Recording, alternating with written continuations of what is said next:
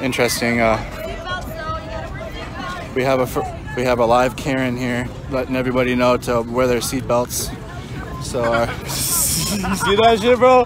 She was close. She was laughing, bro. She's been saying that the whole time. We have seatbelt Karen. Oh, you're gonna fall and break your neck. Seatbelt Karen. Seatbelt Karen in the fucking grass. That was a live Karen for all of you that have never seen one. They exist. I'm making sure that people are safe wearing seatbelts, because that's a concern, big concern. Seatbelts are very important.